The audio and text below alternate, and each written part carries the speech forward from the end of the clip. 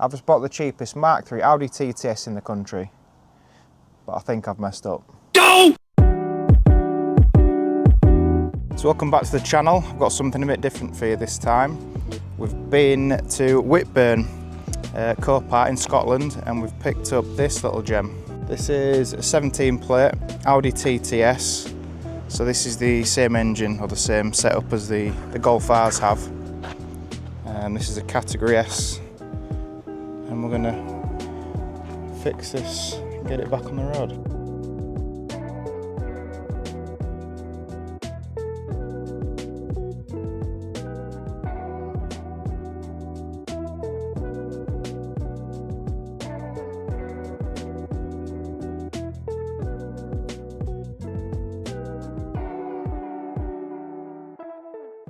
So this is a Category S write-off, and we got this from Whitburn Copart in Scotland. The majority of it is superficial, just bolt off parts.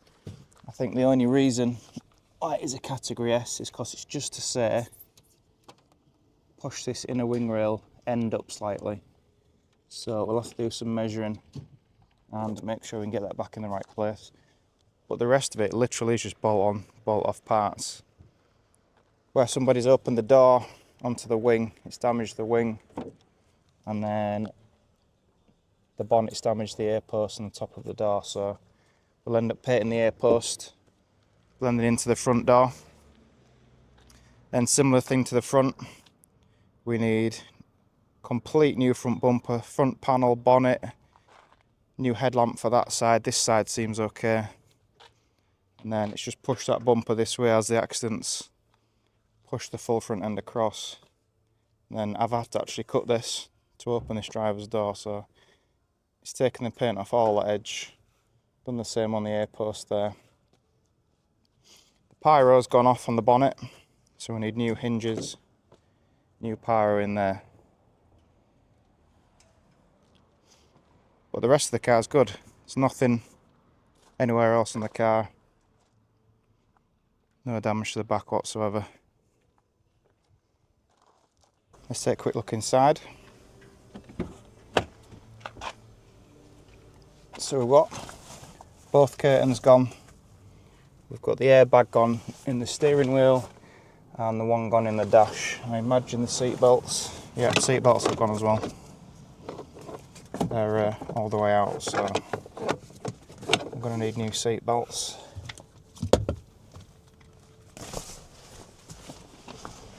Not sure if anybody was sat in the back or not. I'll check them. Yeah. Rears have also retracted as well, so we need a full set of seat belts, full set of airbags. But the rest of the car looks good. See if we can start it. So because the airbags have gone off, I don't think this is going to start. I think the fuse on the battery is going to have blown, so we'll check anyway. I've got the keys here, so foot on the brake. Yeah, it's just completely dead. So what we're going to have to do, we're going to have to try and jump into the back. We'll try and get the power pack onto the battery itself so we can get the electric to the tailgate and see if we can see what's going on in there. So move that. Just nip that seat belt. I'll move that forward. Got that one. Yes. It'll be under here. So I need to take this out.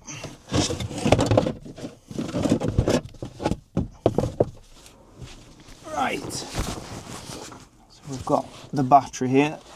Positive, negative. I'm guessing there must be some form of, yeah, there is, junction box, so it's probably going to be behind that.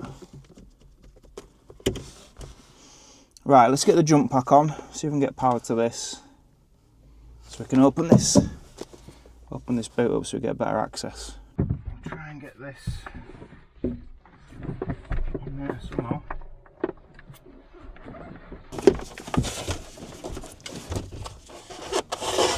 Try maybe being the correct word. It's warm in here. Right, that's both of them on now. Turn that on. Oh, we had some electric then.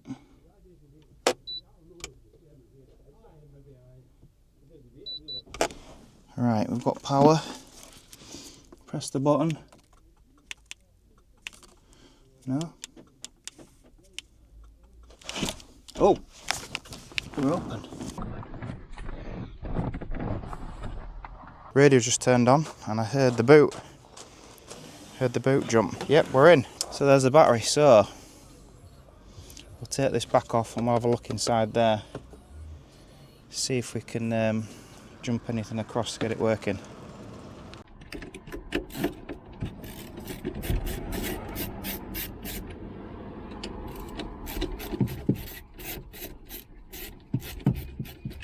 Take them off first. See what we can see. That's the main terminal from the battery. And that one is the wire that goes all the way to the start motor and powers everything up. So I would say, if I had to guess, the pyro fuse will be in that side somewhere.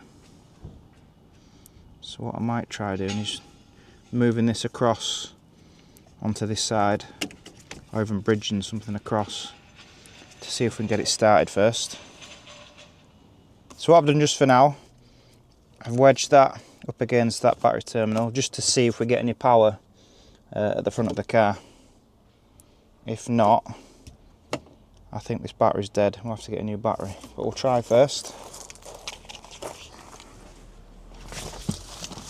Let's have that back.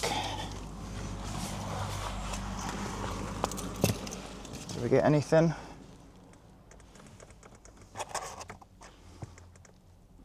Nothing. Right, we'll get a new battery ordered first. One eternity later. So the new battery's just turned up.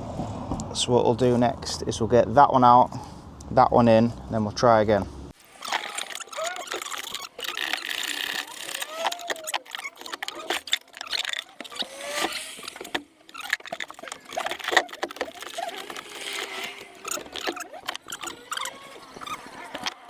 Right, let's get back in.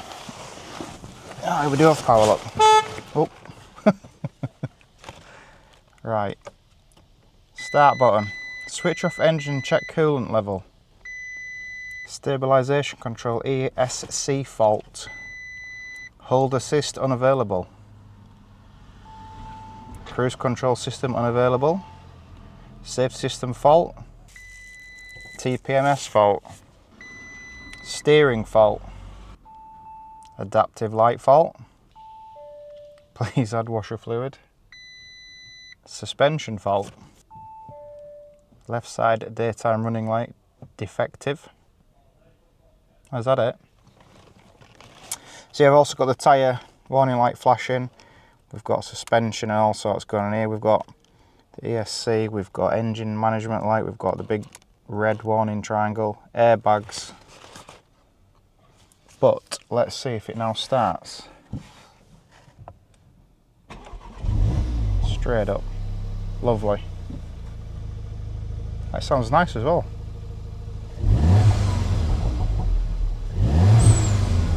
A little dump valve. I'm not sure if that's standard or not.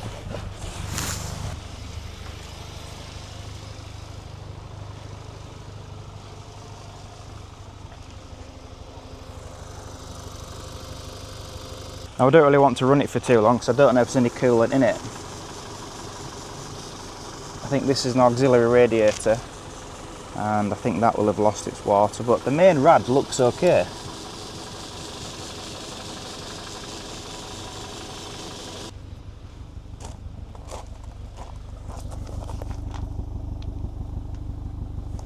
Yeah. Right, so what we'll do, we'll get this whipped off, we'll have a look at what the pyro fuse number is and get the order on eBay, and we can button all this back up, and that's the engine starting issue fixed. So just checking this pyro fuse, we're just going to check the continuity using the multimeter. So bridging between the two, there's absolutely nothing. So that tells us that the actual pyro fuse has ignited, and that's that done. And just to show, touch those two together, and then we can also touch these 2 points on here. So that shows that that's good and that's bad. So we need a new one. So I looked for a new pyro fuse on eBay and they were coming up at about £10, just over £10 to get one, but they were all between 3 and 5 days to be delivered, and I'm not that patient to wait 3 to 5 days, so I actually rung our local TPS branch, which is in Hull, and they had one in stock, but it was too late to get it in the same day, so they sent it the next day, and we've got it now, and I think it was £30. Yeah, £30 for a brand new part from TPS. Oh, where is it? It's not in that one. Oh, there. So £30 for a brand new one, straight from TPS, so that's Volkswagen.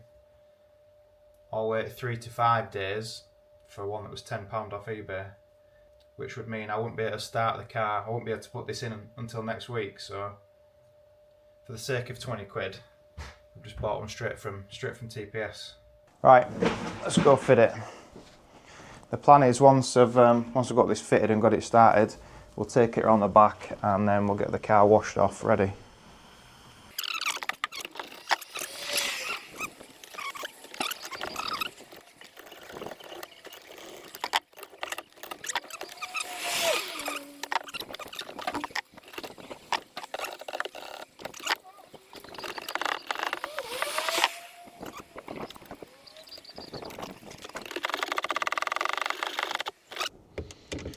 Double check them all.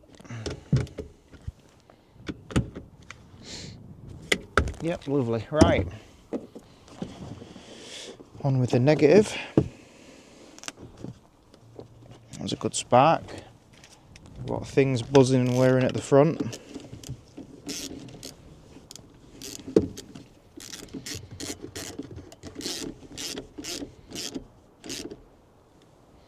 Right, so what we'll do now, we'll get it pulled around the back of the building and we'll give it a quick wash off in the morning just so it can be dry, ready to bring into the workshop.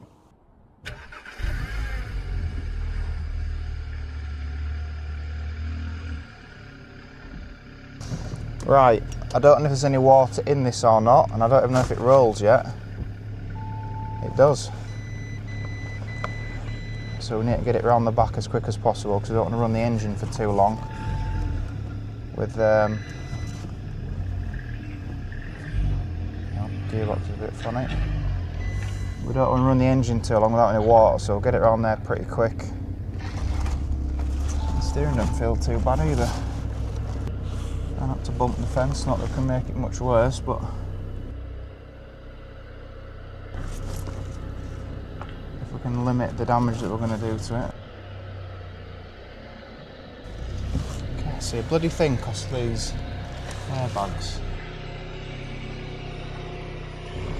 These airbags are going to have to get cut off, they're very annoying.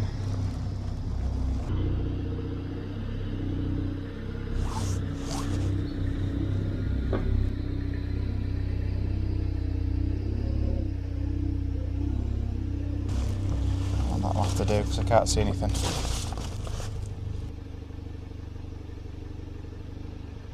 So we'll come back to this in the morning, get this washed off, and that'll give it all day tomorrow to dry off, and the plan is to bring it in on Friday, jack the front end up, and then we'll get the full front end pulled off this car, make a list of what we need, then we need to try and find some parts. So that's our next move. So I'm pretty sure that these are definitely not from factory, but I'm not so sure about the Audi badge. I'll have to have a look at some others to see if that's a sticker somebody's put on or if that's factory, I don't know. I know these aren't. They're not factory, neither are the mirror cover ones.